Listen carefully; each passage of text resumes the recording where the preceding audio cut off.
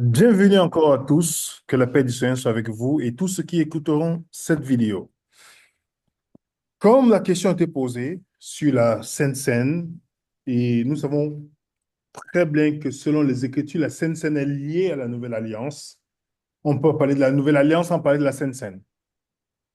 Nombreux sont ceux qui ont posé la question durant cette semaine et Dieu fait bien les choses, ça fait partie du plan, du projet pour pouvoir apporter des réponses selon la Bible.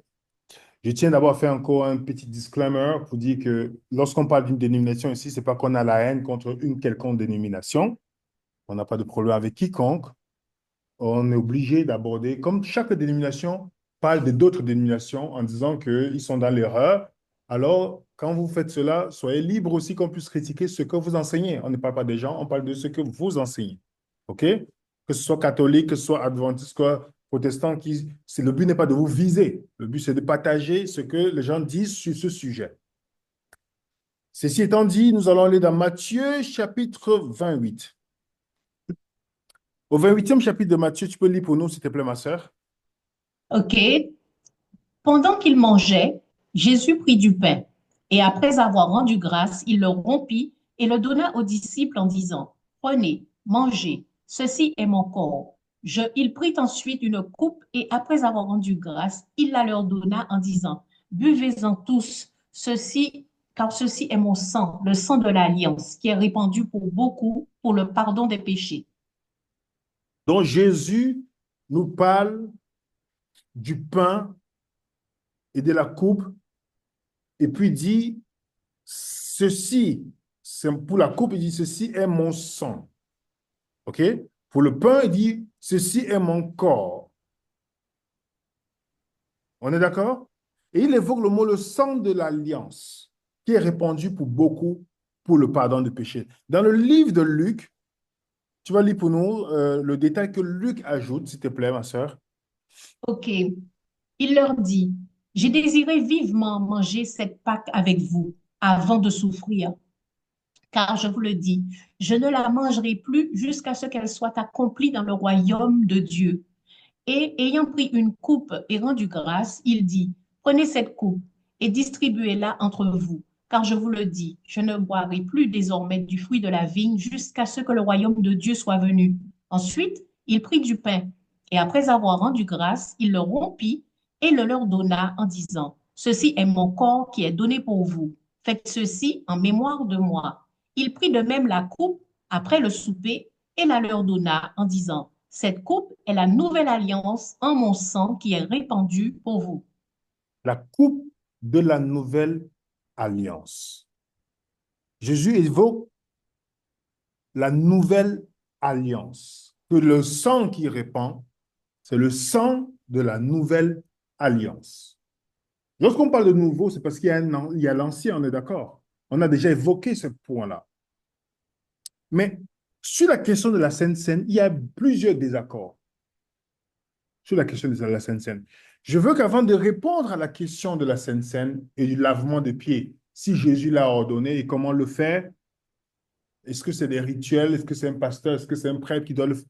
Avant de répondre à ces questions, j'aimerais d'abord qu'on évoque les désaccords et les visions de certaines dénominations. Parce que beaucoup d'entre vous qui avez posé la question, vous êtes les ex-adventistes, d'autres ex-catholiques. Donc, le désaccord, ici, il y a un document qui m'a été, ce tableau m'a été partagé par Géraldine. Et dans le tableau, elle a mis les différentes dénominations et leurs visions sur la Seine-Saint-Lepin. Et deux dénominations vont nous intéresser ici, le catholicisme et l'adventisme. OK? Ne vous inquiétez pas, ce tableau, vous allez l'avoir. Dans la dénomination catholique, seul le prêtre doit faire cela. Ils appellent ça la transsubstantiation. OK? Qu'on appelle le pain, c'est l'hostie, le vin est fermenté dans le catholicisme. Seuls les prêtres devaient le faire. Et généralement, c'est tous les dimanches qu'on le fait. OK? Chez les adventistes, la différence avec les catholiques, c'est que le pain, dans la transsubstantiation, les catholiques pensent que ce pain-là, c'est le vrai corps de Jésus qu'ils mangent. Les adventistes, c'est symbolique. C'est le pain sans levain, comme chez les catholiques. Le jus de raisin chez les adventistes, fermenté chez les catholiques. Et chez les adventistes, c'est les anciens ou les pasteurs qui président cela. Je vais revenir en détail un peu chez les catholiques. Vous savez qu'il y a trop de rituels chez les catholiques aussi. Pas seulement chez les catholiques. Lorsqu'il s'agit de la cérémonie, on fait tellement de rituels, on tourne autour des choses. On pourrait prendre le pain seulement, on s'en fout, on donne aux gens. Comprenez? On passe tellement dans les rituels, le lavement des pieds et ce qu'ils appellent le pain. Je vais d'abord aller dans le site catholique pour qu'ils vous disent comment ils perçoivent le pain. La transsubstantiation, voilà comment ils appellent ça. Dogme central de la foi catholique. Qu'est-ce que c'est? Qu'est-ce que c'est? Dans le site, on dit, c'est l'armée de la liturgie eucharistique au moment où de la consécration, les espèces du pain et du vin deviennent le corps et le sang du Christ, tout en conservant les caractéristiques physiques et les apparences originales. Vous comprenez? Cette doctrine de la transsubstantiation ou de la présence réelle, proclamée par l'Église lors du quatrième concile de Latran en 1215, fut confirmée lors de la seconde session du concile de Trente en 1551. Donc, pour le catholique, le pain là, c'est le corps réel de Jésus. Et le sang, c'est le vrai sang de Jésus. C'est pourquoi il parle de présence réelle. Donc, j'ai mis ici, pour définition simple, la transsubstantiation, ce point de vue est partagé par les catholiques romains et d'autres qui croient que durant la messe, les éléments deviennent le corps et le sang du Christ, de sorte qu'il y a, en un certain sens, une récapitulation de l'offrande du Christ. Donc, chez le catholique, le pain, c'est le corps réel du Christ.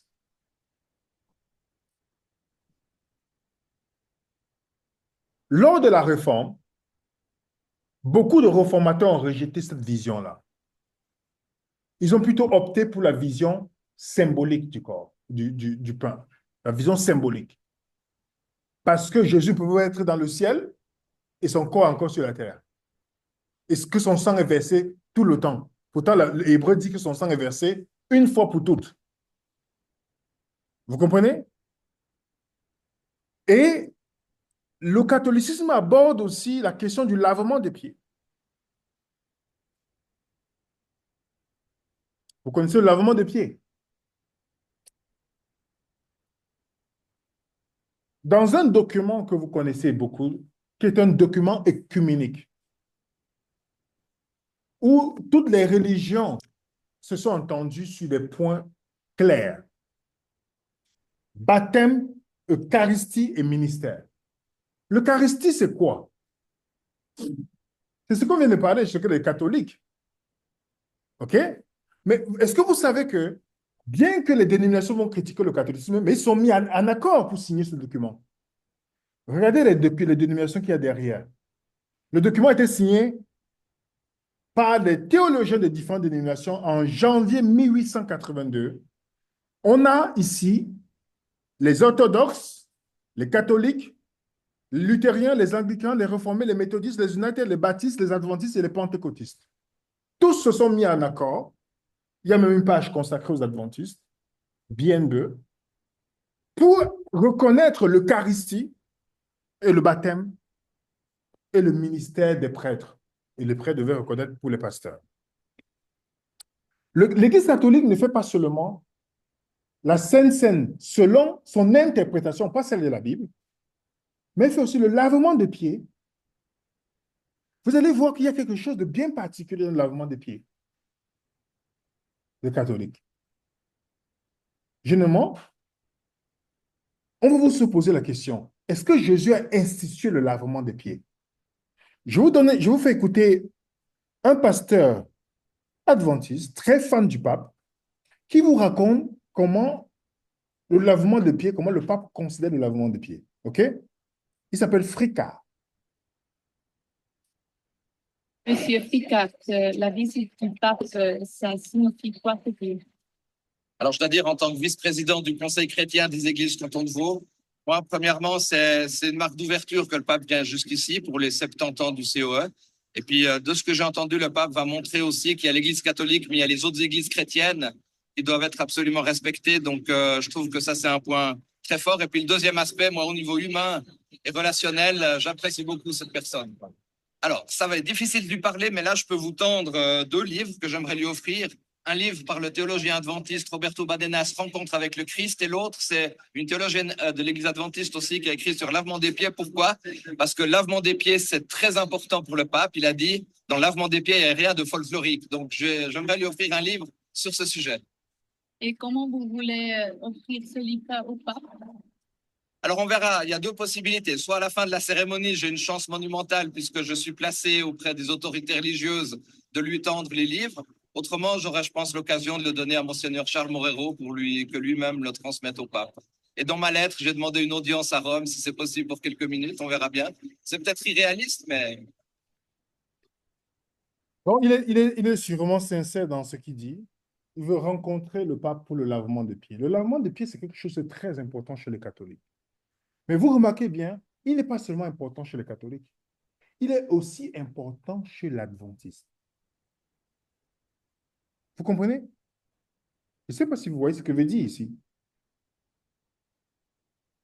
Le lavement de pieds, la Sainte Seine, c'est fondamental chez le catholique, comme c'est chez l'adventiste. Même si dans la conception de la Sainte Seine, elle est différente chez le catholique comme chez l'adventiste, parce que l'adventiste dit que c'est symbolique, tandis que les catholiques disent que c'est le vrai corps de Jésus, mais ils sont attachés à ces rituels. Et je vous lis quelque chose dans les croyants adventistes, la page 332, pardon, qui dit, les ordonnances du lavement des pieds et de la Sainte Seine constituent le service de la communion. Ainsi, le Christ a institué ces deux ordonnances pour nous aider à entrer en communion avec lui. Écoutez bien ce que je dis ici. Le Christ a fait quoi? Institué les deux ordonnances, c'est-à-dire la Sainte Seine et le lavement des pieds. Donc, vous devez retrouver dans la Bible où Jésus a dit, vous devez faire la Sainte Seine et vous devez faire le lavement des pieds, puisque la croyance adventiste dit, Jésus a institué cela. C'est très intéressant. OK? La prophétesse adventiste dit, tu peux lire pour nous, Mylène, s'il te plaît? Certains devoirs sont clairement énoncés dans la parole de Dieu. C'est en nous y conformant, c'est en nous y conformant que nous resterons humbles, séparés du monde et que nous ne risquerons pas de tomber dans l'apostasie comme les églises nominales. L'ablution des pieds et la communion doivent être pratiquées plus fréquemment. Jésus nous a donné un exemple qu'il nous a invités à imiter. J'ai vu que cet exemple devrait être suivi aussi fidèlement que possible. Mais les frères et sœurs n'ont pas toujours agi avec sagesse en ce qui concerne l'ablution des pieds et il en est résulté du désordre. En l'introduisant dans de nombreux endroits, il faut user de patience et de sagesse, surtout où l'exemple et les enseignements de notre Seigneur à cet égard n'ont pas été présentés et où il subsiste certains préjugés. Beaucoup d'âmes honnêtes, influencées par des instructeurs en qui elles avaient confiance, sont fortement prédisposées contre ce devoir si simple. Il faut donc l'introduire au bon moment et de la bonne manière. Donc, d'après la prophétesse de cette religion, l'abolition des pieds et de la communion doivent être pratiquées plus fréquemment. OK? Et on doit imiter l'exemple de Christ fidèlement dans tout ce que Jésus a fait là, ça doit être imité. Donc, vous comprenez que c'est très important, le lavement des pieds chez l'adventiste, comme chez le catholique. Puisque quand le pape dit quelque chose, il faut suivre. Toujours dans les croyants adventistes, la page 232, l'ordonnance du lavement des pieds commémore l'humiliation du Christ dans son incarnation. Déjà, j'ai cherché les Écritures pour trouver cela. Je n'ai pas trouvé cela. Jésus n'a jamais dit que le lavement des pieds commémore l'humiliation du Christ dans son incarnation. Je n'ai jamais vu ça, un texte biblique. On va leur donner le crédit. Continuons dans ce que la prophétesse adventiste dit. Cette ordonnance a été établie par le Christ comme le seul moyen de nous préparer en vue du sacrement. Un cœur ne peut entrer en communion avec le Christ aussi longtemps qu'il entretient des pensées d'orgueil, de discorde et de rivalité. Nous ne sommes pas préparés à recevoir la communion de son corps et de son sang. C'est la raison pour laquelle Jésus nous demande de faire précéder la scène du mémorial de son humiliation. Donc, la scène du mémorial de son humiliation. OK? C'est l'incarnation, aussi l'humiliation. Je n'ai pas toujours trouvé une référence. Je suis sincère quand je dis cela. Je n'ai pas toujours trouvé une référence biblique qui corrobore avec ce que cette dame dit. Et pour toujours parler de l'importance du lavement des pieds, on va aller, comme je vous dis, je vais parler de deux dénominations là, et puis maintenant on va aller dans la Bible. Voici notre citation où elle nous dit quelque chose. Il n'est pas d'exemple dans la parole que des frères aient lavé les pieds des sœurs, mais il y a des exemples que des sœurs ont lavé les pieds des frères. Marie lava avec ses larmes les pieds de Jésus et les essuya avec ses cheveux. Voir aussi 1 Timothée 5, 10. J'ai vu que c'était le Seigneur qui avait poussé les sœurs à laver les pieds des frères et que c'est selon l'ordre évangélique. Tous doivent se conduire intelligemment et ne pas faire de l'ablution des pieds une cérémonie fastidieuse. Donc, selon la prophétesse adventiste, les frères ne doivent pas laver les pieds des sœurs. Il n'y a que les sœurs qui doivent laver les pieds des frères. On est d'accord? Ça, c'est la vision que je suis en train de, sans prendre, sans préjuger, je vous donne seulement ce qui est dit. Je donne les points. C'est une chose importante et voilà comment ça doit se faire. Donc, j'ai mis la note ici. Il faut souligner que dans la vision de Madame White, elle dit que cela devrait être pratiqué avec exactitude. C'est pas ce qu'on a lu tout à l'heure? Avec exactitude, ça veut dire que celui qui doit faire ça, il doit s'habiller comme Jésus. Donc, le rituel doit être respecté. Et de plus, Jésus était le supérieur lorsqu'il faisait le lavement des pieds. On est d'accord? Il avait qui? Les inférieurs qui étaient ses disciples. Est-ce qu'on est d'accord? Alors dites-moi, est-ce que nous sommes tous égaux aux yeux de Dieu? Hommes, femmes. Oui, Galates 3, verset 28 et Luc 22, verset 26 à 28. On est tous égaux. Donc le seul supérieur, c'est Jésus. Donc on ne peut pas mettre la hiérarchie entre l'homme et la femme sur le lavement des pieds. Puisqu'il n'y a pas de différence. Alors, à quel moment Jésus a institué cela? Parce que parmi les disciples de Jésus, il n'y avait pas une femme. Comment on peut savoir que c'est les femmes qui lavaient? Elle a lavé les pieds de Jésus, pas les pieds de Pierre. Jésus est le sauveur.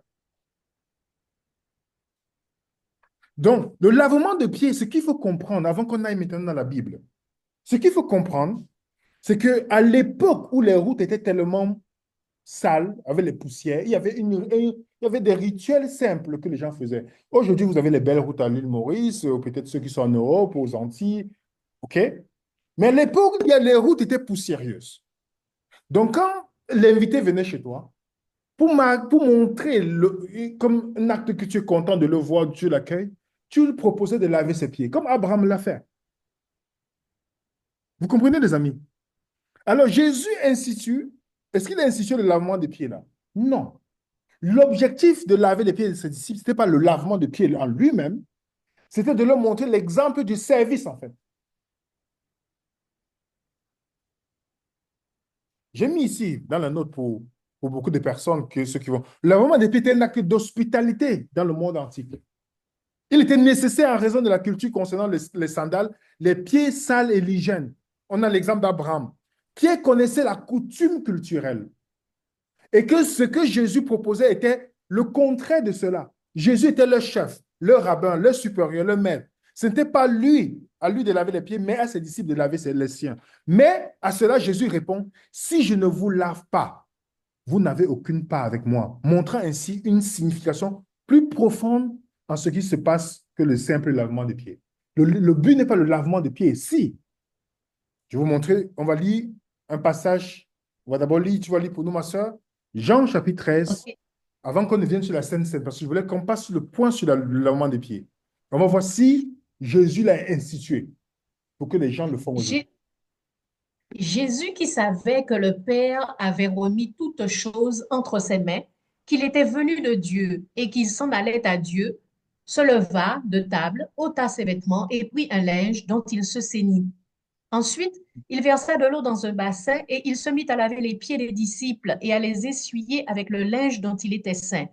Il vint donc à Simon-Pierre et Pierre lui dit, toi, Seigneur, tu me laves les pieds? Jésus lui répondit, ce que je fais, tu ne le comprends pas maintenant, mais tu le comprendras bientôt. Pierre lui dit, non, jamais tu ne me laveras les pieds. Jésus lui répondit, si je ne te lave, tu n'auras point de part avec moi. Simon-Pierre lui dit, Seigneur, non seulement les pieds, mais encore les mains et la tête. Jésus lui dit, celui qui est lavé n'a besoin que de se laver les pieds pour être entièrement pur, et vous êtes purs, mais non pas tous. Vous comprenez ici ce que Jésus, ce qui se passe ici?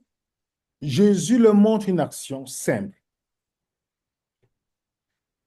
Pierre croyait, Jésus disait à Pierre que parce qu'il croyait en lui, qu'il était déjà pur.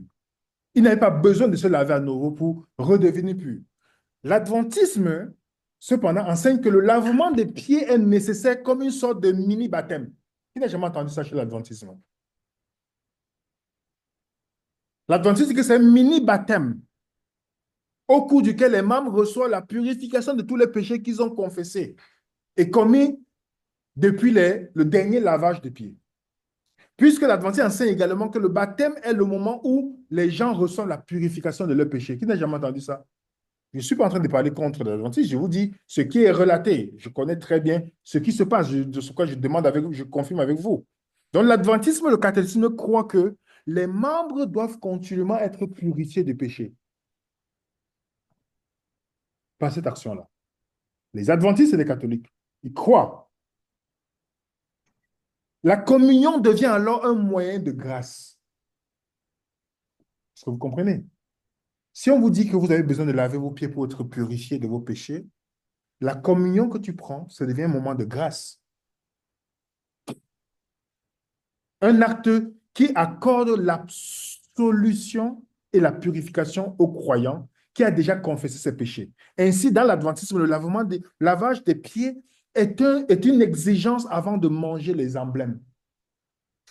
Les péchés se sont cumulés, ils doivent être confessés pour que le sang de Jésus puisse le couvrir. Est-ce que vous comprenez, les amis? Cette croyance est anti-évangile, que ce soit chez le catholique, que ce soit chez l'adventiste. Ce n'est pas un mini-baptême. Pas du tout. Je vais mettre...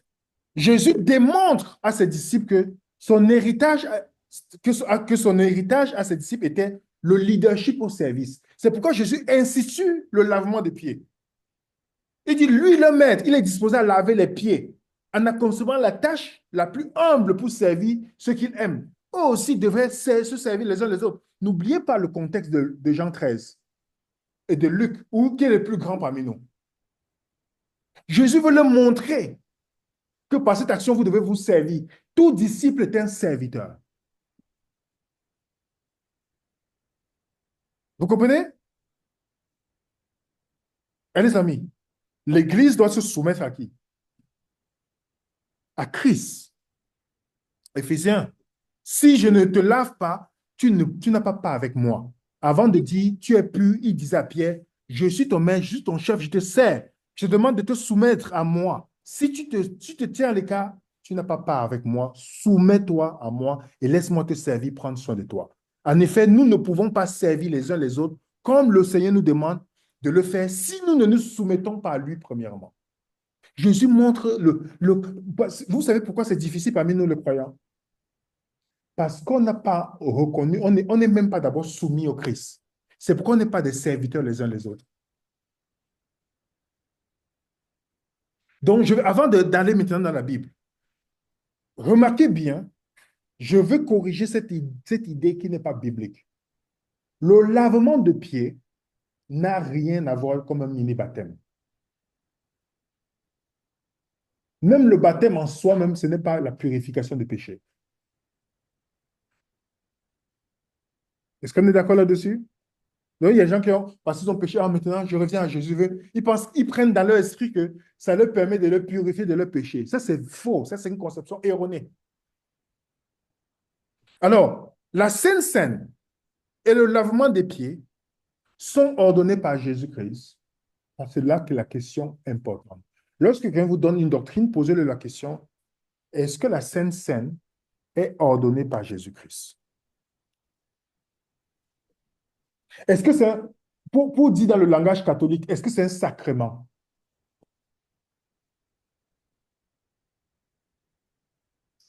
Le lavement des pieds n'est pas un geste expiatoire, mais résume la vie de Jésus au service des autres. C'est pourquoi Jésus a fait cela. À la différence de la Sainte Seine, où Jésus dit, faites ceci en mémoire de moi. Au moment de la Sainte Seine, Jésus a clairement montré ce qui n'a pas... Pourtant, le Jean chapitre 13, où il parle de lavement des pieds, c'est juste un geste éthique pour montrer comment tu dois servir les autres. Mais pour la Sainte Seine, il dit qu'est-ce qu'il dit? Faites ceci en mémoire de moi. Ce qui n'est pas le cas avec la Sainte Seine, avec le lavement des pieds. Alors, une question devait venir dans l'esprit de chacun d'entre nous. Montrez-moi un exemple où les disciples, vous pouvez réfléchir chez vous parce qu'on échange ensemble. Venez, raisonnons, on échange. Même chez vous, vous qui écoutez le Zoom. Avez-vous vu les apôtres faire la Sainte Seine avec le lavement des pieds? Vous me donnez un passage, je vous promets que je retire cette vidéo.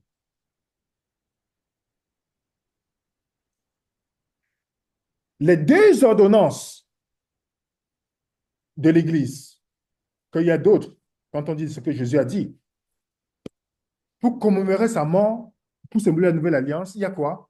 Le baptême et la Sainte Seine. Voilà les deux. Jamais le lavement des pieds n'est inclus. Le baptême et la Sainte Seine. Et jamais ce n'est consécutif, c'est-à-dire il faut faire le lavement des pieds, il faut faire la Sainte Seine.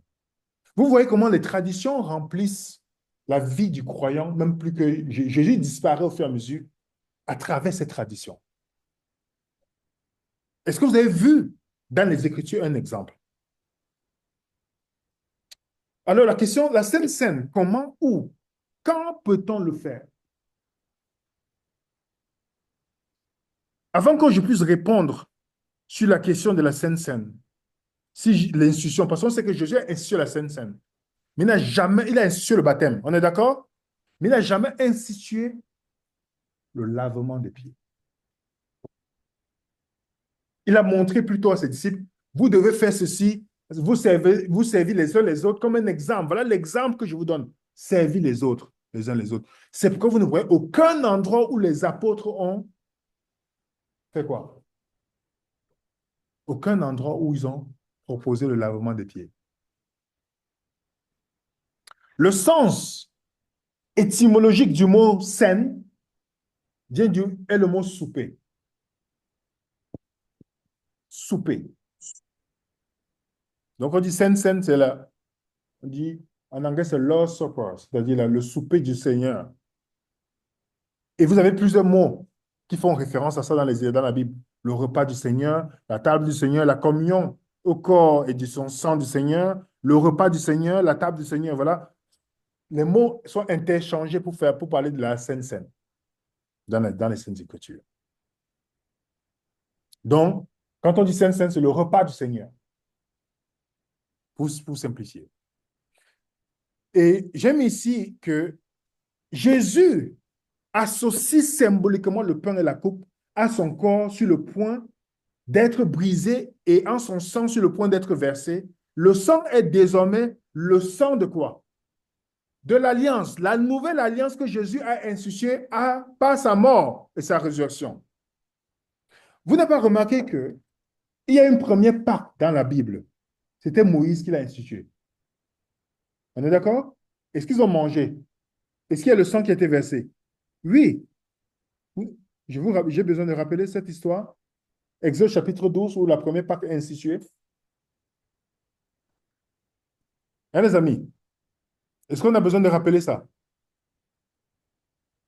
Moïse institue la Pâque qui symbolise ici la libération du peuple de l'esclavage. Quand Jésus vient instituer la Pâque, il montre quoi? Qu'il nous libère de l'esclavage du péché. Et donc, ce repas est donc le symbole fondateur et permanent de la nouvelle alliance, les amis. Il y a les similitudes, j'ai mis ici là, dans le document, entre Exode 12 et la scène instituée par Jésus. Tous les deux sont un repas de célébration pratique en mémoire d'un événement. Quand ils mangeaient la Pâque dans Exode 12, c'était pourquoi? Pour se rappeler qu'ils sont sortis d'Égypte. Vous comprenez? Et Jésus dit maintenant, vous allez faire ça en mémoire de moi par rapport à sa mort, il nous délivre du péché. Les deux sont un signe très fort rappelant le salut, la délivrance, pas le moins du sang. Et le mot Pâques veut dire passer de l'autre côté ou être épargné. Et ça, c'est la définition de la Pâque. Et remarquez bien, Jésus reprend les choses. Et maintenant, nous sommes dans la nouvelle alliance. C'est la Pâque là qui compte pour nous. C'est ce que Jésus a institué qui compte pour nous. C'est-à-dire le pain et son sang qui est versé. Il n'y a pas de sacrifice d'agneau. Il est l'agneau de Dieu qui ôte le péché du monde. Et regardez la première fois à part Jésus, où on nous parle, pas la première fois, l'une des fois où on nous parle de la Pâque que les apôtres ont fait. Voici ce que Paul dit. Et vous allez voir, dites-moi si vous voyez le lavement des pieds dedans. Je ne sais pas si vous avez lu 1 Corinthiens 11. Ou le livre des Actes, vous avez vu le lavement des pieds. Tu dis quoi? J'allais lire. D'accord, vas-y ma soeur, s'il te plaît. En donnant cet avertissement, ce que je ne loue point, c'est que vous vous assemblez, non pour devenir meilleur, mais pour devenir pire. Et d'abord, j'apprends que lorsque vous vous réunissez en assemblée, il y a parmi vous des divisions, et je le crois en partie, car il faut qu'il y ait aussi des sectes parmi vous, afin que ceux qui sont approuvés soient reconnus comme tels au milieu de vous. Lors donc que vous vous réunissez, ce n'est pas pour manger le repas du Seigneur, car quand on se met à table, chacun commence par prendre son propre repas, et l'un a faim tandis que l'autre est ivre. N'avez-vous pas des maisons pour y manger et boire? Ou méprisez-vous l'Église de Dieu et faites-vous honte à ceux qui n'ont rien? Que vous dirai-je? Vous louerai-je? En cela, je ne vous loue point. Donc, il introduit ici là parce qu'il y avait un désordre qui se passait à Corinthe. Corinthe, c'est l'une des églises où il y avait beaucoup de problèmes. Paul écrit 2 lettres. Il dit, vous vous réunissez pour vous partager un moment. C'est que chacun y avait son repas, commence à manger, boire. Il devient ivre. Donc, il n'y a pas un ordre, il n'y a pas quelque chose, on ne respecte pas le symbole qui est là.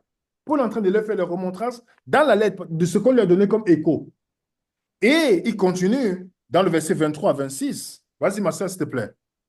Car j'ai reçu du Seigneur ce que je vous ai enseigné. C'est que le Seigneur Jésus, dans la nuit où il fut livré, prit du pain, et après avoir rendu grâce, le rompit et dit, Ceci est mon corps qui est rompu pour vous. Faites ceci en mémoire de moi. De même, après avoir soupé, il prit la coupe et dit, Cette coupe est la nouvelle alliance en mon sang. Faites ceci en mémoire de moi, toutes les fois que vous en boirez. Car toutes les fois que vous mangez ce pain et que vous buvez cette coupe, vous annoncez la mort du Seigneur jusqu'à ce qu'il vienne. Regardez, ça c'est Paul qui est en train de leur rappeler ce que Jésus a dit. Est-ce que vous avez vu l'institution, le lavement des pieds ici? Il rappelle seulement ce que Jésus a dit. Que dites-moi, il a dit, faites ceci en mémoire de moi.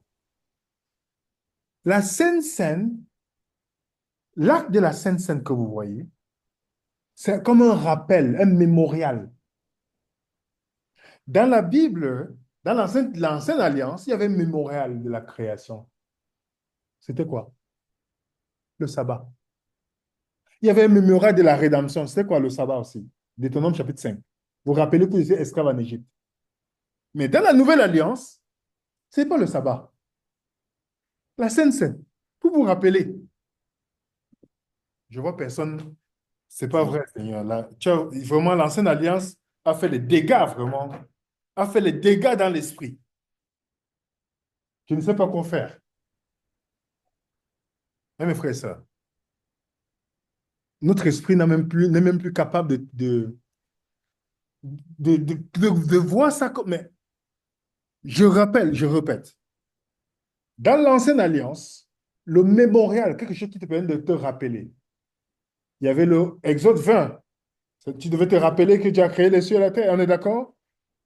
Dans Deutéronome chapitre 5, tu devais te rappeler pour le sabbat que tu étais esclave en Égypte. On est d'accord? Mais ici, dans le mémorial, pour le croyant, le disciple de Jésus de la nouvelle alliance, c'est la Sainte Seine. Ce n'est pas le sabbat. Et Jésus n'a jamais institué le sabbat dans la nouvelle alliance. Mais il a institué la Sainte Seine.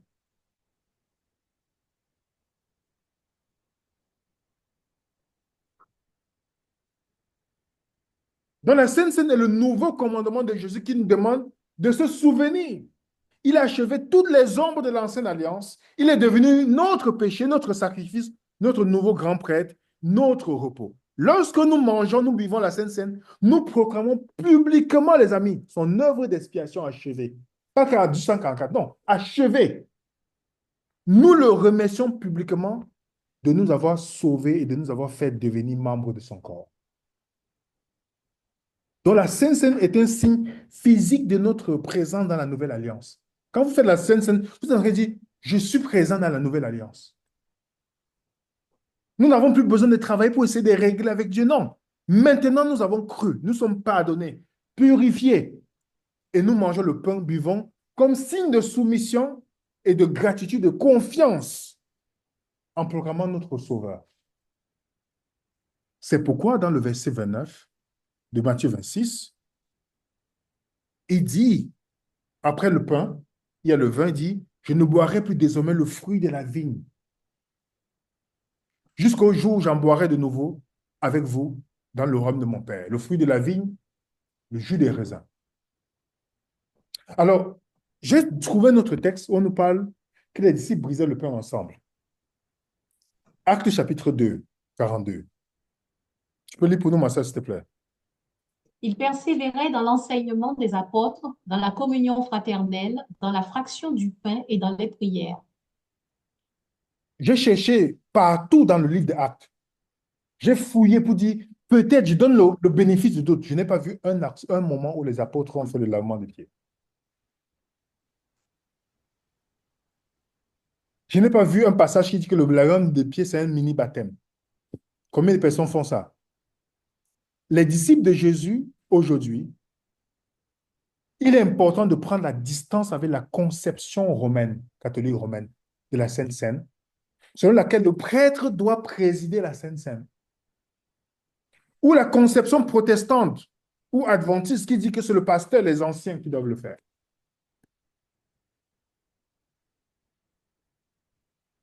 La Sainte Seine, c'est les disciples de Jésus qui le font. Si vous avez des familles que vous rencontrez souvent, vous décidez de faire la Sainte Seine, vous le faites. Il n'y a pas de hiérarchie. Le plus grand rang d'un enfant de Dieu dans le royaume des cieux, c'est serviteur. Même quand du ministère, le ministère veut dire servir. C'est ça, un ministère. Ça ne veut pas dire être servi, ça veut dire servir. Donc, mais, par contre, la Sainte Seine ne peut pas se faire dans le désordre. Il y a un risque si vous faites ça dans le désordre. C'est pourquoi Paul, dans 1 Corinthiens 11, il met en garde au fait de prendre la Sainte Seine d'une manière qui ne soit pas digne. Et il dit même que c'est pourquoi il y a certaines maladies parmi vous. Vous n'avez pas encore lu ça, les amis? Lisez 1 Corinthiens 11, versets 27 à 30. Nous ne devons pas faire la Sainte Seine. C'est pourquoi il dit aux gens là, vous faites ça dans le désordre. Et il dit dans le verset 28, que chacun donc s'éprouve soi-même et qu'ainsi il mange du pain et boive de la coupe, car celui qui mange et boit sans discerner le corps du Seigneur mange et boit un jugement contre lui-même. C'est-à-dire que si tu prends cela sans comprendre, vous comprenez? On ne donne pas ça, c'est pas n'importe. On ne prend pas ça pour prendre. Tu dois prendre en connaissance ce que tu es en train de. C'est un acte de foi que tu es en train de reconnaître devant le Seigneur. On ne le prend pas parce que j'ai faim, là, je vais prendre le pain et je mange. Le fait que vous avez mis que c'est le pain pour le Seigneur, vous devez le prendre avec une conscience claire. Je sais pourquoi je le prends. Qu'est-ce que ça symbolise pour moi? C'est pourquoi il y a des questions que vous et moi doit se poser. Il y a des questions que vous et moi doit se poser avant de prendre la Sainte Seine. Et c'est que Paul le dit dans 1 Corinthiens 11, que c'est à cause de ça qu'il y a les maladies parmi vous. Quelques questions que j'ai mis dans le document que quelqu'un peut se poser. Je ne dis pas que c'est la norme. Je ne dis pas que c'est la vérité universelle. C'est juste pour une orientation, pour qu'on puisse prendre conscience. Où en est notre foi en Jésus qui nous a sauvés? En portant nos péchés dans son corps sur la croix, en versant son sang pour nous purifier de toutes nos souillures, afin que nous devenions enfants de Dieu. C'est le moment de restaurer, de la restaurer et de la fermer. Où en est ma foi? C'est une question qui est importante. Vivons-nous comme des vrais disciples du Seigneur Jésus-Christ, comme des gens qui lui appartiennent vraiment, qui se laissent conduire par son esprit? Est-ce que ma vie chrétienne, est-ce que je vis comme un disciple de Jésus-Christ? Ou je suis un chrétien en temps partiel? C'est la question que je dois me poser. Notre communion et notre relation avec le Seigneur est-elle bonne? N'avons-nous pas besoin de nous humilier devant lui ou de lui demander pardon de quelque chose? C'est bien de demander pardon pour ses péchés. Si vous comprenez? Et pour terminer, notre communion avec le corps, avec le corps du Christ, avec nos frères ou sœurs, est-elle pure? N'est-elle pas entachée de conflits, quelques amertumes, quelques offenses, quelques péchés non pardonnés? Sommes-nous prêts à remédier à cet état de choses, à pardonner à ceux qui nous ont offensés, blessés, à demander pardon à ceux que nous avons offensés et à prendre de nouveaux engagements, de mettre fin à la rupture, une division, une rancune? Ça, c'est de toutes les choses que Paul est en train d'énumérer dans 1 Corinthiens 12, parlant du désordre et des divisions qui règnent, en disant, mais comment vous pouvez ne pas respecter ce que ça symbolise? Vous savez que quand Jésus est à Gethsemane, où il devient le péché pour l'humanité, il vit comme une sorte de séparation.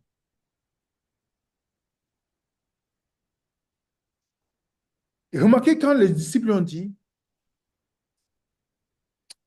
nous boirons la coupe que tu vas boire. Il a dit, oui, vous allez boire aussi la coupe. Et il dit à son père, s'il est possible, éloigne de moi la coupe. Jésus parle de quelle coupe là? Il parle de la coupe de la séparation. Jésus est en train de boire la coupe de la séparation, tandis que vous et moi, nous buvons la coupe de la communion avec Dieu. Seigneur, pardonne-nous.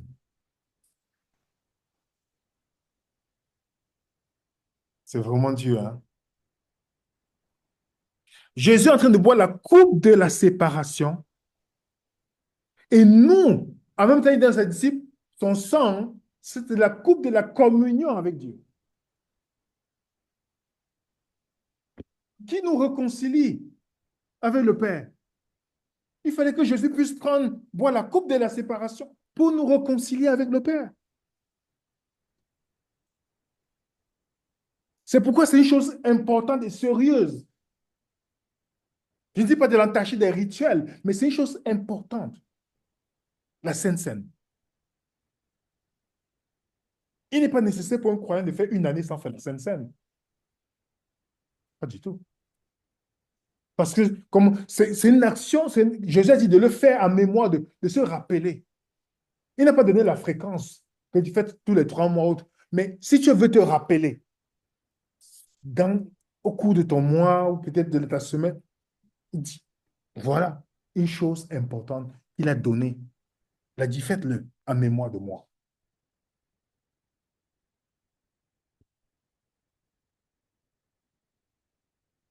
Donc, et il continue en parlant dans 1 Corinthiens. Donc, je vais juste rappeler ici.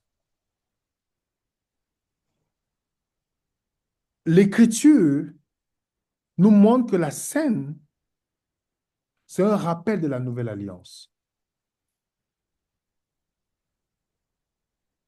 C'est un rappel de la nouvelle alliance. De se rappeler, comme le texte dit, il dit bien, qu'à toutes les fois que vous mangerez ce pain et que vous vivez cette coupe, vous annoncez la mort du Seigneur jusqu'à ce qu'il vienne. Chez les témoins Jéhovah, ce n'est pas tout le monde qui prend la Sainte Seine. Il n'y a que les ouins, pour ceux qui ont vu notre vidéo sur YouTube. Imaginez le million de témoins Jéhovah qui ne connaissent même pas ce quoi ce bonheur de pouvoir se rappeler, vivre les expériences que Jésus a vécues avec ses disciples. À cause d'une distorsion d'une doctrine, des gens font des choses qui ne servent à rien. Il y a d'autres qui vont vivre, je vais vivre dans le péché, mais j'attends la Sainte Sanctification. On va laver mes pieds, c'est mon mini-baptême, ça me purifie de tous mes péchés.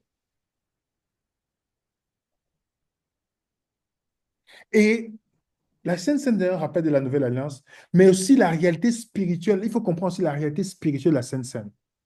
Ce n'est pas une chose qu'on fait n'importe comment.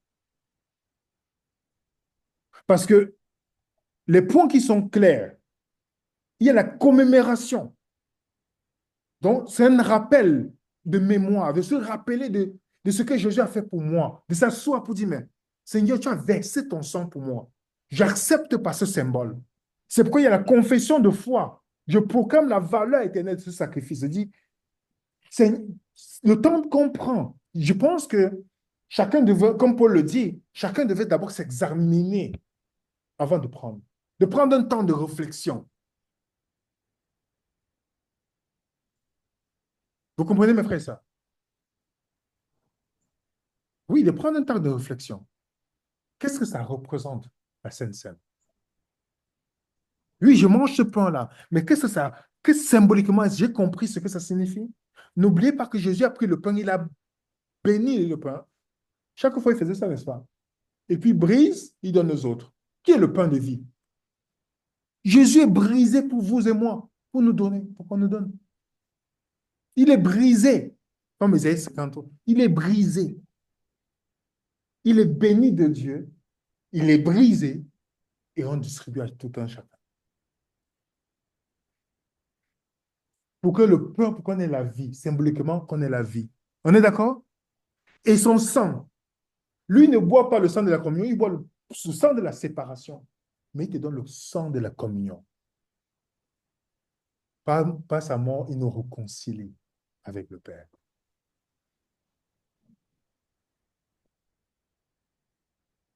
Donc l'acte de foi, chaque fois que vous prenez la Sainte Seine, c'est l'acte de foi que vous dites, je crois en ça.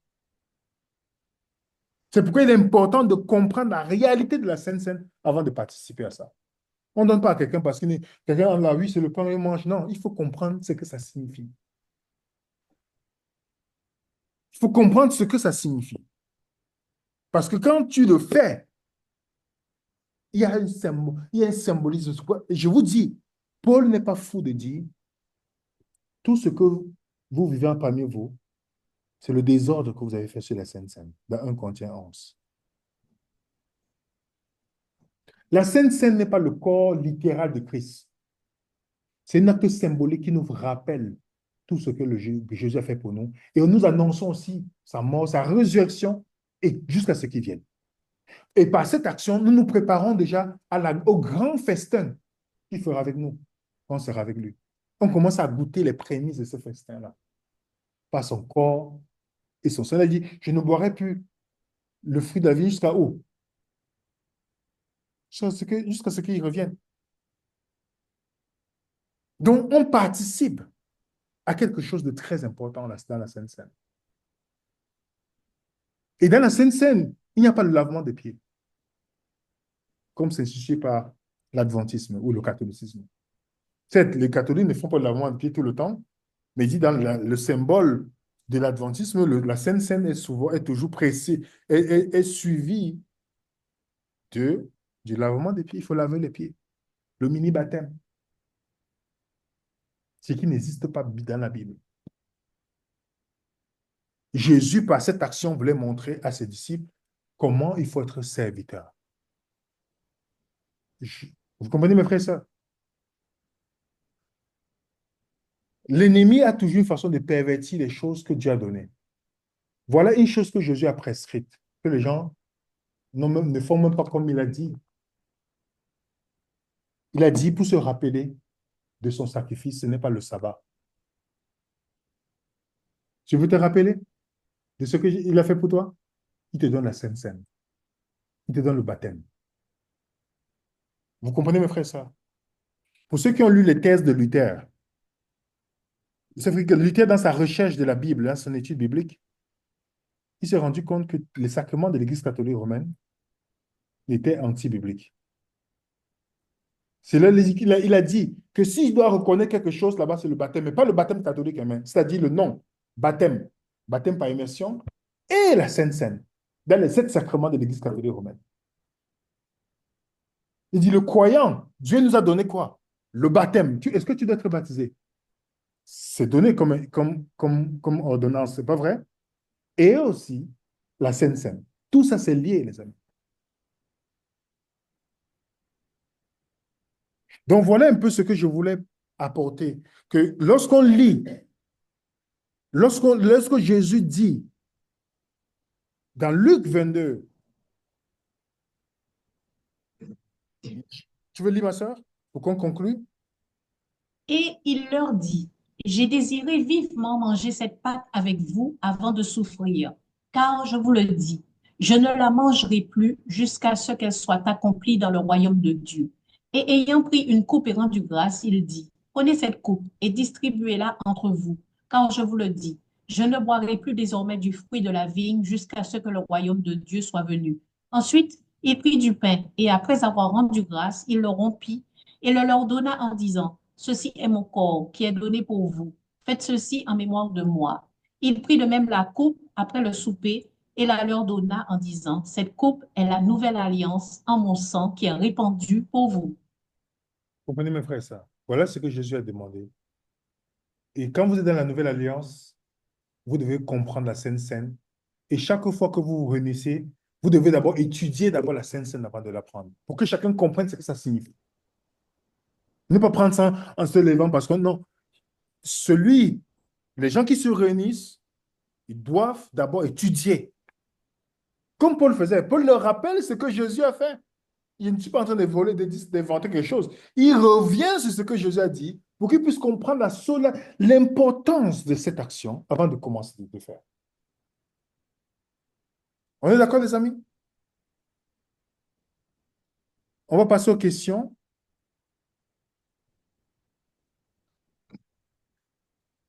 Amen, gloire à Dieu. On va passer aux questions. J'ai ouvert le chat, donc vous pouvez écrire vos questions. Vous pouvez lever la main aussi. On va prendre des questions aussi dans la salle. S'il y a des personnes de ton côté qui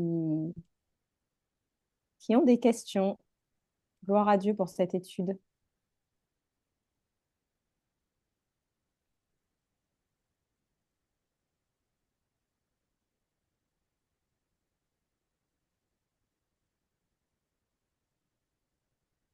Posez des questions.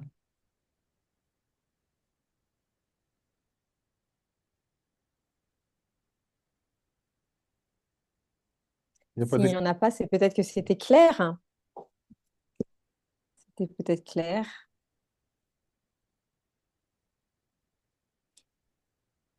Dans la salle, vous n'avez pas de questions?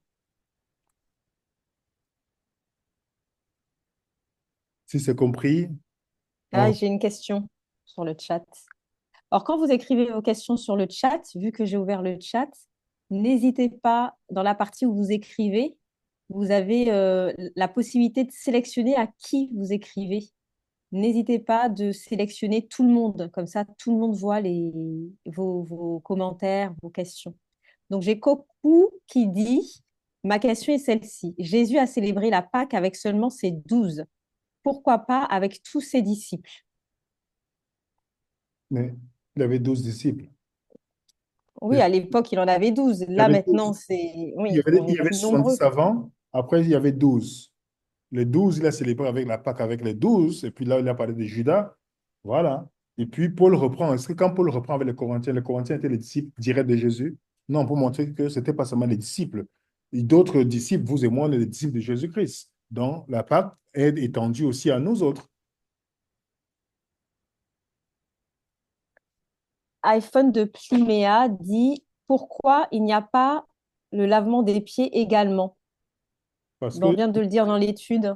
Ouais. on vient de dire, le lavement des pieds ne fait pas partie d'une ordonnance que Jésus a donné de faire. C'est pourquoi les apôtres, ni dans le livre des Actes, ni dans 1 Corinthiens où on parle de la Sainte Seine, on ne voit jamais où les apôtres ont fait le lavement des pieds. Ça, c'était juste une question d'éthique, où Jésus voulait montrer à ses disciples d'être serviteurs les uns les autres.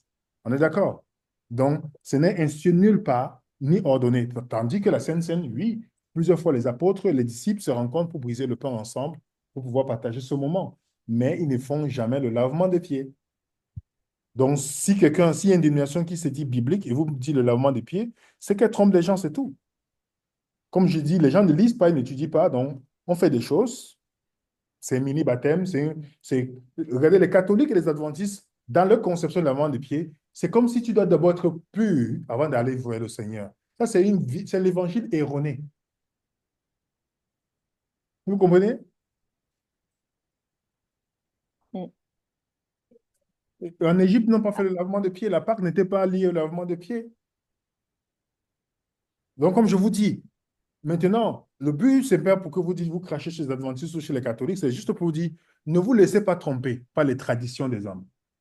Les draps blancs qu'on met, toutes ces cérémonies-là, c'est de mettre à la poubelle. C'est la solennité, compréhension de ce que l'on fait. On a le pain sans levain, on a le jus des raisins, on essaie de se rappeler, on prend et on réfléchit d'abord. Comme Paul dit, de faire l'examen sur soi-même. Si tu sais que tu as quelque chose contre quelqu'un, tu vas d'abord, tu fais la démarche. Si tu appelles la personne ne répond pas, OK, tu dis maintenant, Seigneur, j'ai fait l'action d'aller. Maintenant, je viens devant toi. Vous comprenez? Oui, et puis ils ont fait, remarquez bien une chose. C'est après le souper, hein, ils avaient déjà mangé. Hein. C'est pas le genre que vous venez le matin, on dit que vous prenez sur votre premier repas. Hein. Ils avaient déjà mangé. Ils ont mangé le bien, la nourriture solide. Donc, si vous avez vos repas ici, là, vous mangez bien le samoussa, toutes ces choses-là. Bien d'abord. Voilà. Et Paul dit de bien manger chez soi pour ne pas venir pour que tu as faim. Tu vois le pain, tes yeux commencent à rougir. Tu trempes la main, tu manges. Oui, il y a d'autres questions, ma soeur. Oui, je vais donner la parole à Marie-Claude. Vous pouvez réactiver le son et après, je vais enchaîner sur les questions du chat. Bonjour Marie-Claude. Oui, bonjour, Marie-Claude de Sainte-Rose. Donc voilà, alors pourquoi est-ce qu'ils disent au moment de la Sainte Seine, quand ils ont fait la Sainte Seine, hein, quand ils ont apporté la Sainte Seine pour les malades, ceux qui restent, par exemple les morceaux de pain qui sont restés pour la Sainte Seine, il faut pas le manger parce que ça a été consacré, il faut les brûler. Voyez, il y a aussi cette partie-là qu'ils font, ils les brûlent parce qu'il faut pas Alors, avant la communion, avant la Sainte Seine, quelqu'un peut prendre un morceau pendant qu'on casse avec les diaconesses, mais une fois qu'on a prié dessus, on ne doit plus le manger, il faut le brûler après ce qui reste et jeter le jus de raisin aussi. Ça, c'est la tradition. Parce que c'est un acte symbolique, simplement, le pain qu'on fait. En plus, on n'a jamais dit de prendre seulement un petit morceau. Tu peux couper une grande partie. Les gens ont fait les petits pains, là. Autant dans le temps biblique, c'était les larges pains qu'on fait ici, les names, là. Donc, tu coupes une grotte, comme ça, là, tu manges. Vous comprenez? Il n'y a pas le temps de jeter, quoi que ce soit. Vous voyez, on ne fait pas les gouttes. Tout est calqué sur l'image catholique. Les catholiques ont fait les petits pains. Vous comprenez? C'est resté dans la tête de... les gens ne mangeaient pas les petits pains dans les pots de Jésus pour ceux qui connaissent la culture. Vous comprenez? Donc, quand tu prêches le nam, vous appelez ça le nam? Le nan. Le gros pain large, là, le chapati chez qui sont en Et les Tanzanie. juifs, Voilà, ils coupent comme ça, tu passes à l'autre. S'il y en a qui ne manquent pas encore sur le truc on partage. Vous comprenez? Ce n'est pas les petits pains qu'on coupe, là. Ça, c'est des traditions encore. Il n'y a rien, c'est le folklore. Comme je vous ai dit, il faut enlever tout ce qui est folklore. Il faut rester sur la simplicité biblique. Il fallait que ça soit de la farine complète, il ne faut pas que ça soit de la farine blanche. Il faut que ça soit du jus de raisin bio. Jésus n'a pas donné Voilà. de menu, hein. Il n'a pas donné de menu. C'est le pain sans levain, on le sait.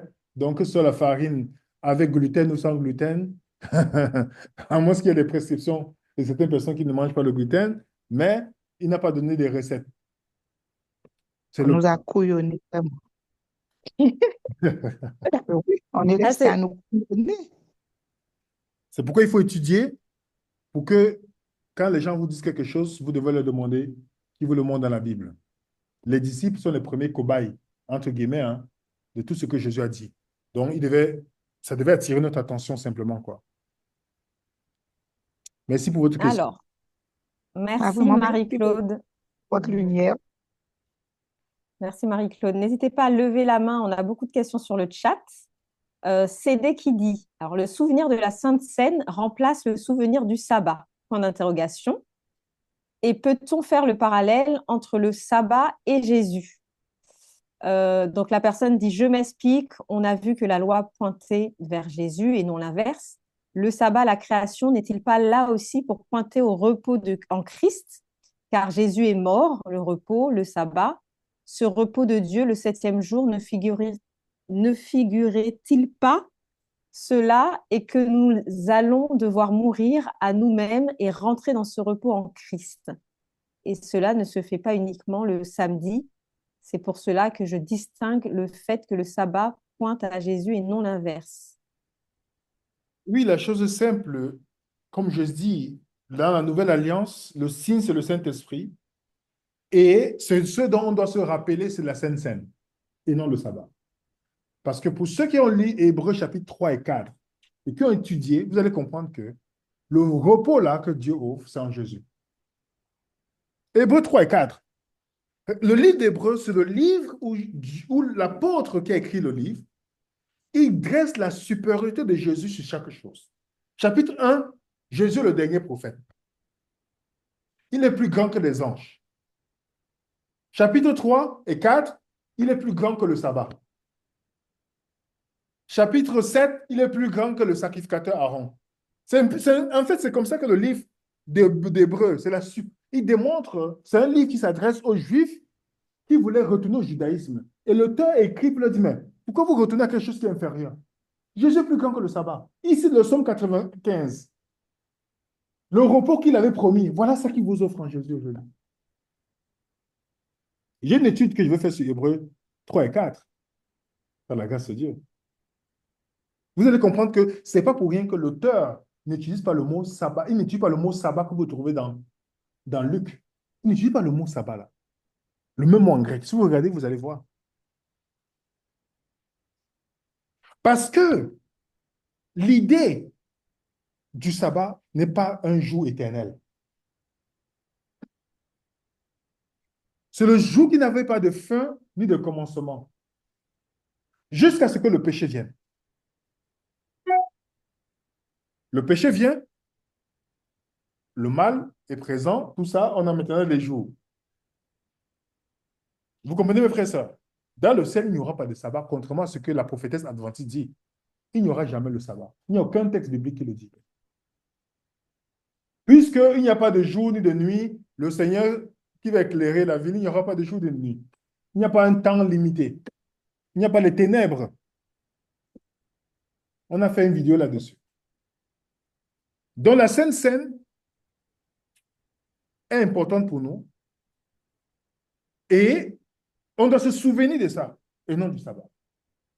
Voilà ce qui est donné pour le chrétien dans la Nouvelle Alliance. Maintenant, ceux qui veulent vivre dans l'Ancienne Alliance, moi je respecte ceux qui veulent vivre. S'ils veulent vivre, qu'ils vivent, mais qu'ils ne disent pas qu'ils ont le Christ. La preuve, ils n'ont pas le vrai Christ. Ils ont le Christ aaronique, de la prêtrise aaronique. Il y a une autre question, ma soeur? Oui, il y en a plusieurs. De Stéphanie P, si je comprends bien, la Sainte Seine est le signe de la Nouvelle Alliance et les deux nouveaux commandements sur l'amour font partie de quoi? Tu aimeras ton prochain, Dieu de tout ton cœur et ton prochain comme toi-même. Je pense qu'elle doit reprendre les vidéos qu'on a vues ensemble, parce que déjà, elle a dit une chose erronée. La Sainte Seine, c'est le signe de la Nouvelle Alliance. C'est pas vrai. C'est le Saint-Esprit, le signe de la Nouvelle Alliance. Mais ce dont on doit se rappeler, c'est la Sainte Seine. OK? C'est ce qu'on voit dans la Bible.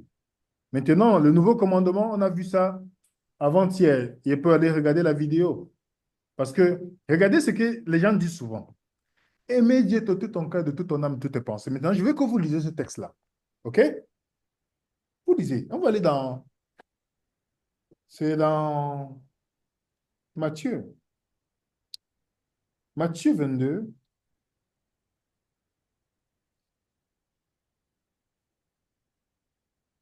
À partir du verset 34 à 29, à 39 d'abord. Vous allez voir comment les gens vont vous avoir. Si vous n'êtes pas vigilant, on va vous avoir avec la Bible à main. Même nous, même quand on dit quelque chose, vous devez lire avec vigilance. Parce qu'on est des humains. Tu vas lire pour nous, ma soeur, de 34 à 39 d'abord. OK. Alors, Maître, Moïse a dit, désolé, Soyez Matthieu vigilants. 22. 22, 34. technique. Lisez bien avec vigilance. Écoutez bien. Si vous êtes en train de chauffer le feu, éteignez le feu. Écoutez bien. Alors, 22, Matthieu 22, hein, c'est ça? Oui, versets 34 à 39. 34 à 39. Les pharisiens, ayant appris qu'il avait réduit au silence les Sadducéens, se rassemblèrent. Et l'un d'eux, docteur de la loi, lui fit cette question pour l'éprouver. Maître, quel est le plus grand commandement de la loi? Jésus lui répondit, tu aimeras le Seigneur ton Dieu de tout ton cœur, de toute ton âme et de toute ta pensée. C'est le premier et le plus grand commandement. Et voici le second qui lui est semblable. Tu aimeras ton prochain comme toi-même. Merci beaucoup, ma soeur. Alors, la prophétesse adventiste dit que Jésus parla à résumer les 4 premiers commandements et les 6 avec le prochain. Ce qui est totalement faux.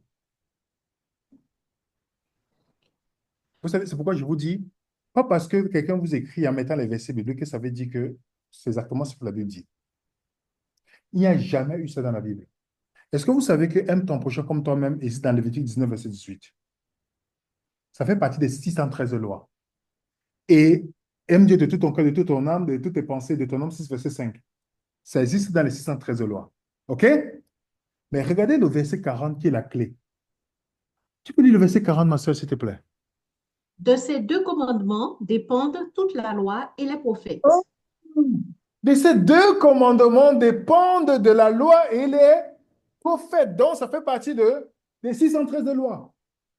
Ce n'est pas le résumé. Et Luc chapitre 16, verset 16 nous dit quoi? Tu peux lire pour nous, ma soeur, s'il te plaît? Alors, tu as dit Luc 16, verset 16. Alors, je lis ceci. Luc 16, verset 16. Oui, ma soeur. La loi et les prophètes ont subsisté jusqu'à Jean. Depuis lors, le royaume de Dieu est annoncé et chacun use de violence pour y entrer. Donc, la loi et les prophètes ont subsisté jusqu'à Jean. Et ces commandements-là dépendent de la loi et des prophètes. Comment ça peut être l'addition? Oh, maintenant, c'est aime Dieu de tout ton cœur et aime ton prochain. Non, non, non, non, non, non. Lisons la Bible en respectant son contexte. Je vais vous donner un autre passage que comment je peux les appeler? Les Thoraciens, parce qu'ils sont toujours sur les 10 commandements. Je ne sais pas comment les appeler. Jacques, chapitre 2.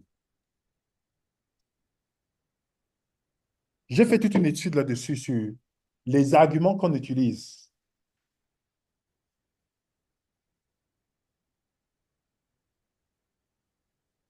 Regardez, mes frères et sœurs, Jacques chapitre 2. Lisez le verset 9 jusqu'au verset 11.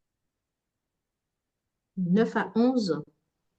Mais si vous faites acception de personne, vous commettez un péché. Vous êtes condamnés par la loi comme des transgresseurs. Car quiconque observe toute la loi mais pêche contre un seul commandement devient coupable de tous. En effet, Celui qui a dit tu ne commettras point d'adultère a dit aussi tu ne tueras point. Or, si tu ne commets point d'adultère, mais que tu commettes un meurtre, tu deviens transgresseur de la loi. Combien d'entre vous ont appris ce texte pour vous parler des 10 commandements? Ah, mes frères et sœurs. C'est ça, les gens ont pris ce texte-là pour vous dire les 10 commandements. Est-ce que vous savez que Jacques parle ici, parce qu'il parle aux Juifs ici, il parle, le verset 8. Qu'est-ce qu'il dit le verset 8? Si vous accomplissez la loi royale selon l'Écriture, tu aimeras ton prochain comme toi-même, vous faites bien. Est-ce que ça fait partie des 10 commandements, ça? Ça fait partie des 10 commandements? Non.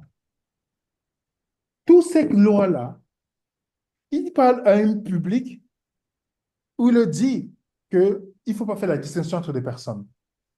Il leur relate, il n'avait pas le Nouveau Testament, il leur relate ce qui était dans l'Ancien Testament en disant, en fait, il parle de distinction parce que Moïse parlait de distinction. C'est pourquoi il dit que si tu fais ça et que tu fais le contraire, tu as péché contre tout, en fait. Si tu es sur la loi, tu dois vivre, c'est tout, en fait. C'est pas, il n'y a pas un quand tu isoles. Vous comprenez, mes frères, ça?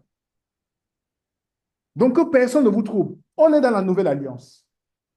Est-ce qu'il y a les lois de la nouvelle alliance? Oui. Regardez ce que les apôtres ont prescrit, ce que Jésus a prescrit. C'est tout. Est-ce qu'ils ont prescrit le sabbat? Non. Est-ce que le sabbat est le sceau de Dieu? Zéro. Est-ce que Jésus a attendu 10 ans 44 d'après les apôtres? Personne n'a enseigné ça. Sauf quelqu'un qui est sorti aux États-Unis. Comme tout ce qui vient aux États-Unis, c'est la lumière, pourtant c'est le ténèbre. Il y a une autre question, ma soeur. Oui. J'en étais où? Est-ce qu'il faut comprendre quelque chose lorsque Jésus dit qu'il ne boira plus le fruit de la vigne jusqu'à ce qu'il vienne? Je ne sais pas si j'ai bien compris, mais au final, est-ce une obligation de faire la Sainte Seine, surtout si on ne se réunit pas avec d'autres frères et sœurs? Merci. Obligation, je vais Judith. aller dans ce postulat avec Dieu. Est-ce que Jésus veut que nous fassions ça? Il a ordonné à ses disciples. Il n'a pas ordonné aux chrétiens. Il a demandé à ses disciples. Donc, si tu es disciple de Jésus-Christ, tu te rencontreras avec les disciples aussi pour pouvoir partager ce moment de commémoration. C'est tout. Jésus ne s'adresse pas aux chrétiens ici. Il s'adresse aux disciples. Alors, est-ce qu'il n'y a pas, tu ne connais pas au moins un disciple dans ta vie avec qui tu échanges sur la parole de Dieu? Si tu ne connais pas ça, il faut qu'on commence à prier pour toi. Il y a au moins un disciple que tu connais, à qui tu peux partager ce moment-là. Et quand on sera persécuté, si, pour ceux qui seront vivants encore, comment vous allez faire alors dans votre christianisme? Comment vous et moi on va faire?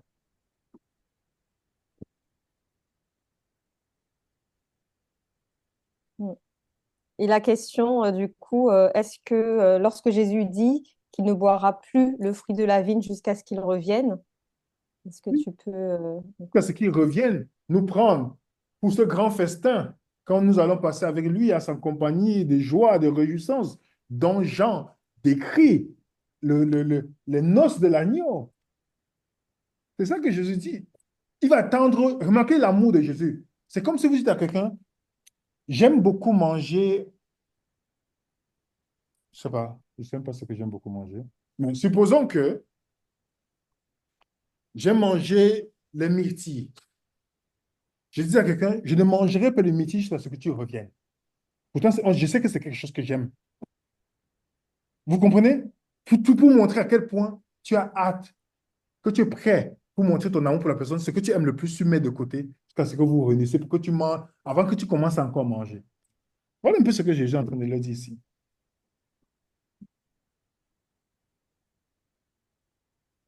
Amen. La Sainte Seine est-elle consacrée uniquement aux personnes baptisées? La Sainte Seine, on nous parle ici des disciples de Jésus, ceux qui comprennent la signification. Maintenant, il faut comprendre une chose. On peut être disciple de Jésus, on n'est pas encore baptisé. Amen. Vous savez ça? On avait un serviteur, on avait quelqu'un que Dieu considère comme un de ses serviteurs. Dans le livre de Actes, chapitre 10, il n'était pas encore baptisé. Pierre est parti chez lui. Vous connaissez la scène, n'est-ce pas? Est-ce que Dieu a envoyé Pierre d'aller chez Corneille? Oui. Donc, maintenant, il y a des gens qui ont accepté Jésus, mais n'ont pas encore pris le baptême. Ils cheminent, ils comprennent déjà certaines choses. C'est la seule chose, c'est de comprendre. Est-ce que tu comprends ce que ça signifie? C'est ça qui compte.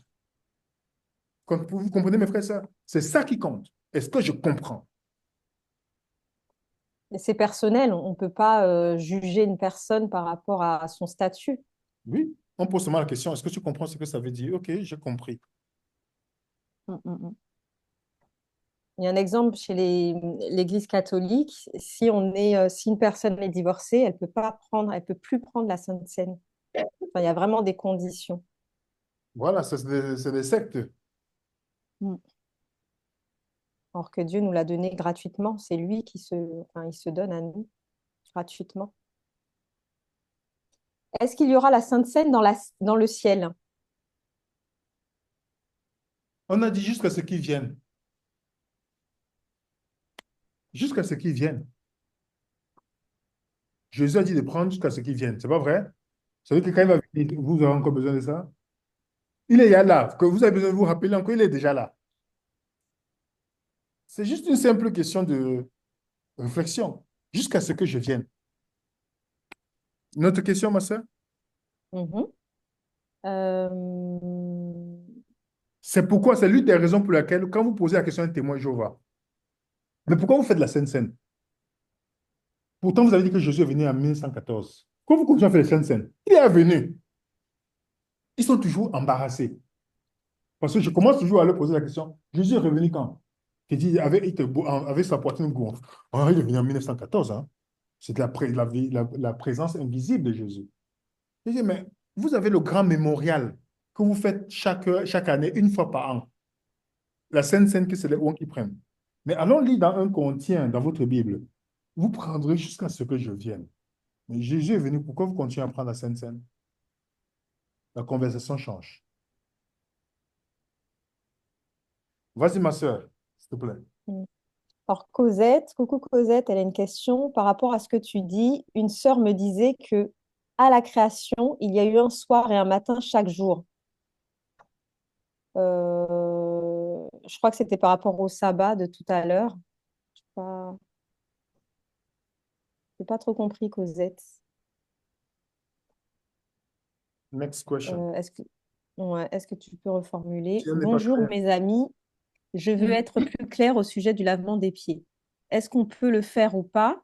Car Jésus disait dans Jean 13, versets 14 à 15, vous devez vous laver les uns les autres. C'est Je ce qu'il vous a ai donné dit. un exemple afin que vous fassiez comme je vous ai fait.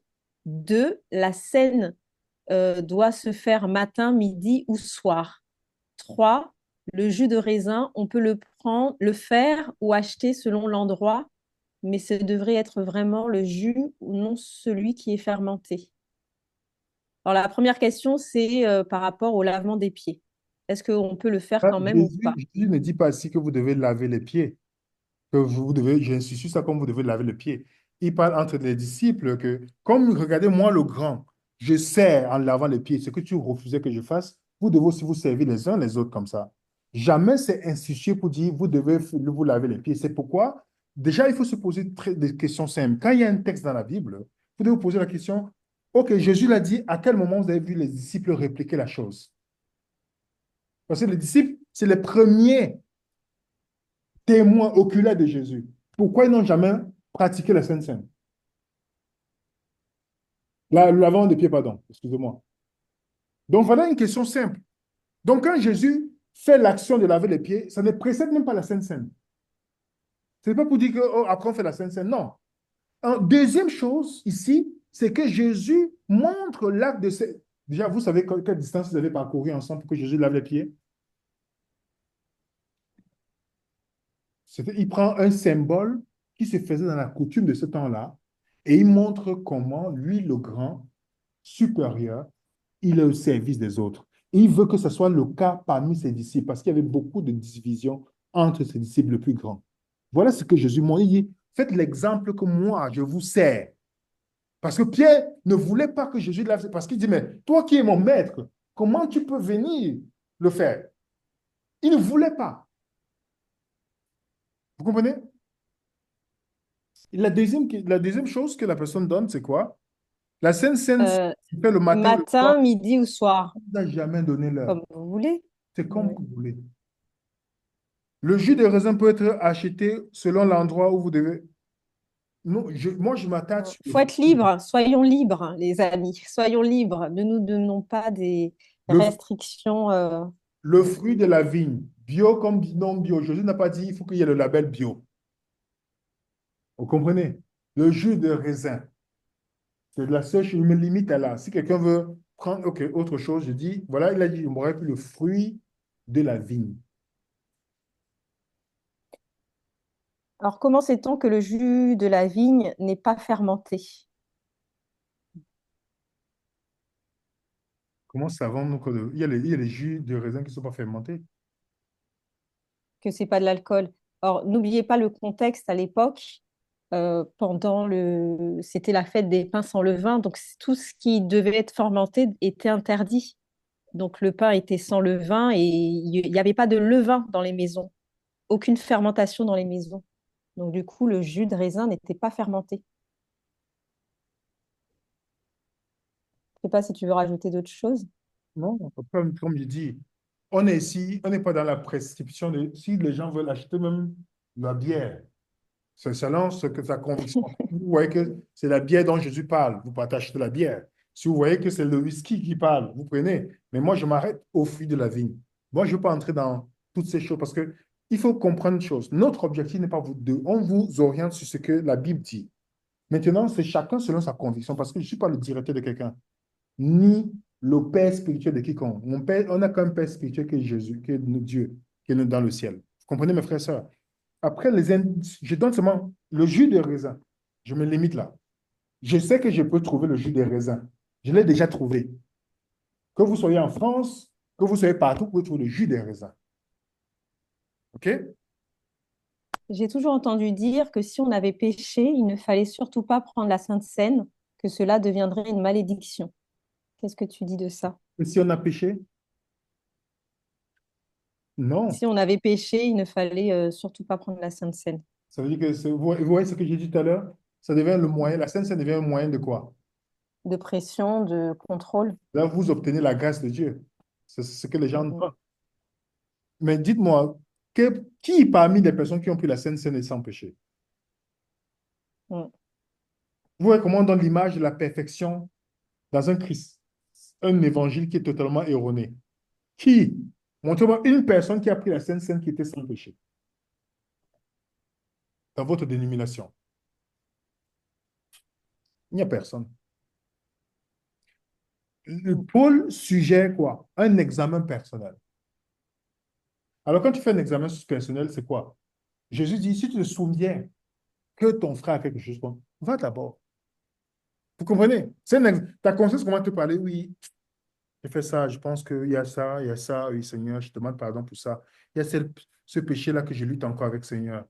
Tu vois, tu te fais un examen, tu dis maintenant, Seigneur, je sais que ton sang de la nouvelle alliance, je crois. Voilà, tu fais ça. C'est ton temps avec le Seigneur. Mais ce n'est pas l'action là qui va te purifier.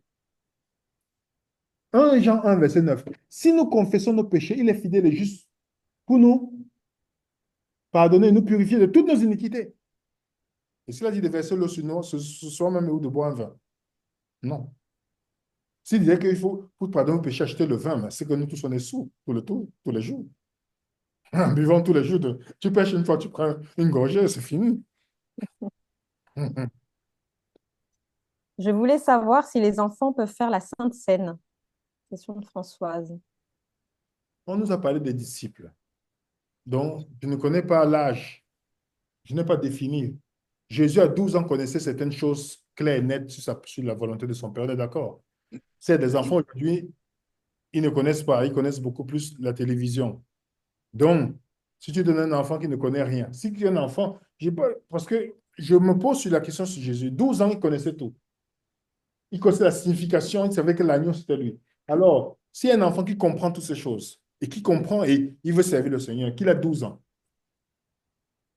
qui va l'empêcher?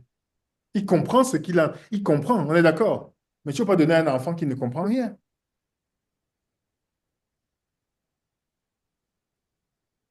Mm.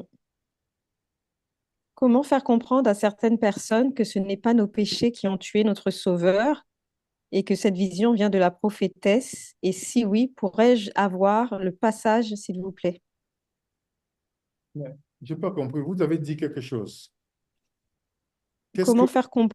Comment? vous fait comprendre que ce n'est pas nos péchés qui ont tué le Sauveur? Quels sont les péchés qui ont tué? Parce que la personne doit prendre le micro pour nous expliquer ce qu'elle dit ici. Parce que vous me posez une question, vous me demandez quelque chose, je ne comprends pas. Qu'est-ce que vous voulez? Prenez le micro, s'il vous plaît. Alors, Miss Fleur, Miss Fleur, s'il vous plaît, prenez le micro parce que je ne pour comprends pas bien votre question. clarifier, je vais vous donner, vous pouvez lever la main, mais je vais vous donner aussi la main. Attendez. Miss Fleur, vous pouvez poser votre question, comme ça, au moins c'est clair. Je ne veux pas répondre déjà à des questions comme ça, là, il faut que je comprenne bien la question. Allez-y, Miss Fleur. Vous pouvez réactiver votre micro. Oui, bonjour. Bonjour. Miss Fleur. Alors, c'est par rapport, alors, c'est pour ma mère, hein. Oui. J'ai étudié la vidéo, l'enfer, le lac de feu et tout. Et je discutais avec ma mère et elle me disait euh, que c'est nos péchés qui ont tué Jésus. Je lui disais non. D'après la vidéo et d'après les études que j'ai faites et les versets à l'appui, c'est la séparation, l'abandon de Dieu qui a tué mentalement Jésus. Ben, je n'arrive pas à la faire comprendre que c'est pas nos péchés. C'est vrai qu'il a porté nos péchés, mais ce n'est pas nos péchés. Donc, j'aimerais avoir que vous puissiez me donner une réponse pour que je puisse. Et ma soeur, toi et ta mère, vous dites la même chose. Comment ça? J'ai Parce pas que compris. avant que la tortue ne vienne, Jésus a porté les péchés de l'humanité. Oui, tout à fait, tout à fait. Le péché qui amène à ce qu'il puisse se séparer avec le Père. Donc, vous dites la même chose, ma soeur. Sauf que le timing, vous n'êtes pas dans le même timing. Toi, tu parles de D'accord, ce qu'il a reçu le péché, maintenant il souffre. Ta mère parle que, d'accord, au final, c'est nos péchés qui l'ont amené là. Vous n'êtes pas en désaccord. d'accord. Quand tu lis dans 1 Pierre 2, verset 24, il dit, lui qui a porté lui-même nos péchés. Tu comprends? Oui, En son oui, corps oui, tout sur à bois. fait. Et afin que mort au péché, nous puissions faire quoi? Nous Nous vivons par la puissions. vie. Oui, Oui. Dans d'accord. Ésaïe 53. Cependant, ce sont nos souffrances qu'il a portées. Ce Et sont on- nos douleurs Oui, qu'il a, oui. qu'il a chargées. Tu vois? Et nous l'avons considéré comme puni, frappé de Dieu Oui, né. à cause de nous. Il a été blessé pour nos péchés. Ésaïe 53, verset 5. Brisé pour nos iniquités. Le châtiment qui nous donne la paix est retombé sur lui. Sur lui. Oui, afin que nous soyons guéris. D'accord. Merci, Miss Fleur. D'accord. Ben, je vous remercie beaucoup et Bien. bonne étude. Au revoir. Merci. Nous, de notre côté, on n'a plus de questions sur le chat, ni de main levée. Et à l'île Maurice, il y a des questions ou pas? Non, ils sont en train de méditer. En tout cas, si on a terminé, on va clore par la prière. Et puis, on a un rendez-vous vendredi, par la grâce de Dieu, où nous allons parler de la nouvelle alliance et l'alimentation. Comment un chrétien se positionne dans la nouvelle alliance et l'alimentation. Donc, préparez-vous, serrez vos ceintures pour qu'on passe enfin ensemble cette zone de turbulence. Donc, Merci, William. Ouais. on te On va laisse. prier. Mylène, est-ce que tu peux faire la prière, s'il te plaît? Ok, on y va. Notre Père, notre Dieu qui es aux cieux, nous te sommes infiniment reconnaissants, mon Dieu, pour cette belle étude concernant le lavement des pieds et concernant la Sainte Seine, Seigneur.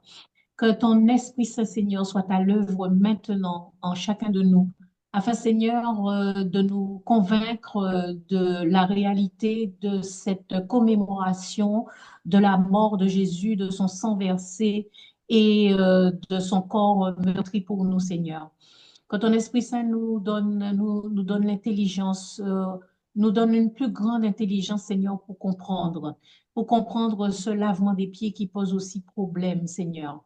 Que chacun de nous puisse tourner vers ta parole et l'étudier, Seigneur, de manière consciencieuse, plus précisément, Seigneur. Guide-nous, conduis-nous par ton Esprit Saint dans ces moments, dans ces études, dans ces thèmes qui souvent sont difficiles à comprendre pour certains et surtout difficiles d'enlever l'enseignement qui a été reçu précédemment. Merci Seigneur mon Dieu pour toutes ces personnes qui ont écouté. Bénis-les Seigneur, bénis-nous tous. Que ta grâce et ta paix soient avec nous et reste avec nous, pardon, pour le reste pour la nuit pour certains et le reste de la journée pour d'autres. Merci Seigneur Jésus pour ton sacrifice sur la croix du Calvaire. Merci pour tout ce que tu fais pour nous encore. Dans ton nom, nous t'avons prié pour ta gloire. Amen.